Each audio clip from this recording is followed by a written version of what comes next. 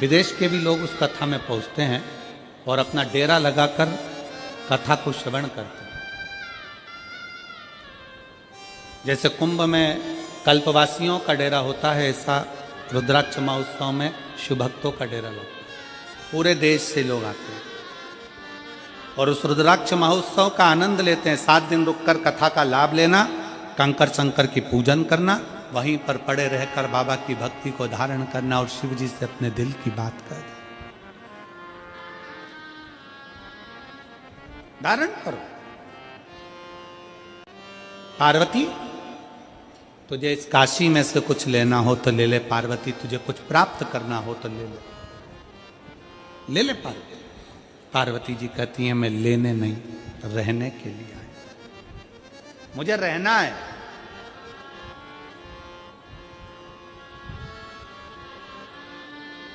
मैं धन्यवाद दूंगा रायपुर की जीजियों को। कई बहनों के घर यहीं पास में बने हैं कॉलोनी में, कई बहनों के घर यहां कॉलोनी में बने हुए हैं। स्नान करने वो अपने घर जाती है,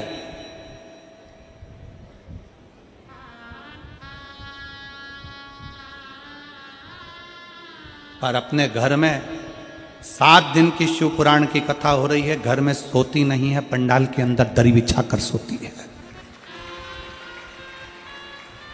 मैं धन्यवाद दूंगा ऐसी रायपुर की मेरी जीजियों को, मेरे जीजाओं को, जिनका नियम और होना चाहिए एक संस्कार आप अपनी सनातन धर्म को मजबूत करने के लिए दे रहे हो।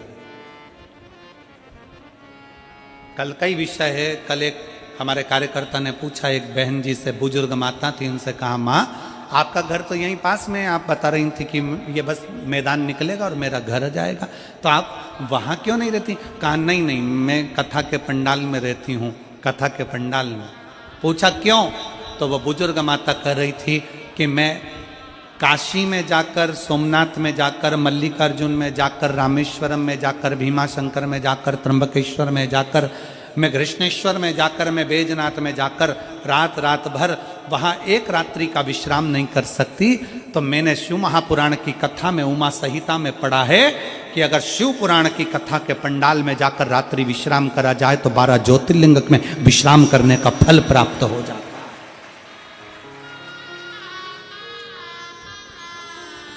मैंने शिव महापुराण की कथा का अध्ययन किया। वो बुजुर्ग मां कहती है उसका फल मुझे प्राप्त होता। शिव तत्व है हमारे लिए शंकर। आप ले मत रहो, कहां रहना है?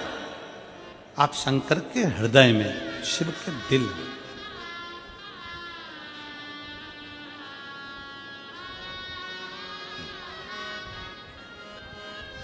अब शंकर के दिल में निवास कर।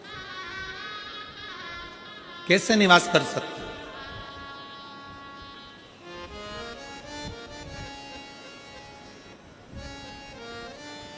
बहुत तकलीफ है, दुख की जिंदगी चल रही है। कोई परिवार में बेटे हैं, बहुएं हैं, बेटियां हैं, सब प्रयास कर रहे हैं।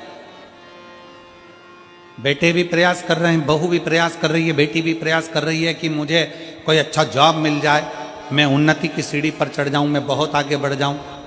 और बेटा बेटी बहुएं अगर आगे नहीं बढ़ पा रही है तो शिव महापुराण की कथा कहती है कि एक कार्य करिएगा।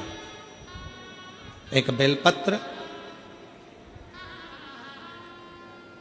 बेलपत्र लीजिए और 7 चावल के दाने इस बेलपत्र के मध्य वाली पत्ती पर रख लीजिए। जो बेटा बेटी बहुत प्रयास कर रहे हों, बहुत कंपटीशन एग्जाम दे रहे हों, बहुत मेहनत कर रहे हों, और उसके बाद भी बहुओं का, बेटियों का, बेटों का अगर कहीं जॉब नहीं लग रहा और कहीं सिलेक्शन हो ही नहीं रहा और बहुत हार चुके हैं, तब एक बेलपत्र 7 चावल के दाने मध्य पत्ती पर 7 चावल के दाने, एक घिसे हुए चंदन की गोली, पीला चंदन को घिस कर उसकी एक गोली बनाए, एक गोली गोल कर शिव पिंडी जैसी, शिवलिंग जैसी गोली बनाकर उस चावल के दाने पर रख लो। एक स्थान पर रखकर घर के अंदर ही उसका पूजन कर लो। और पूजन करना है वही जो आप घर में सामग्री आपके रोली चावल मोली हल्दी, उससे पूजन कर दिए से आरती कर ऐसी कैसी ही बेलपत्र अशोक सुंदरी वाली जगह पर, थोड़ा समझिएगा, अशोक सुंदरी वाली जगह मतलब जहां से पानी बह रहा है उस ओर इस डंडी को रखना, और ऐसी कैसी पत्ती अशोक सुंदरी वाली जगह पर रख दीजिए। ये किसी भी प्रदोष के दिन या किसी भी सोमवार की अष्टमी के दिन या किसी भी विशेष शिवरात्रि के दिन आप ये एक बार केवल करना है और अपने मन की कामना कर उसको रखकर बाबा को घी का 2 दिया लगाकर आ जाना है। मेरा भोलेनाथ आपका हाथ पकड़कर आपको कंपटीशन एग्जाम में विजय दिलाएगा। पर मेहनत करना नहीं छोड़ना, परिश्रम करना नहीं छोड़ना, संघर्ष करना मत छोड़ना। अपनी मेहनत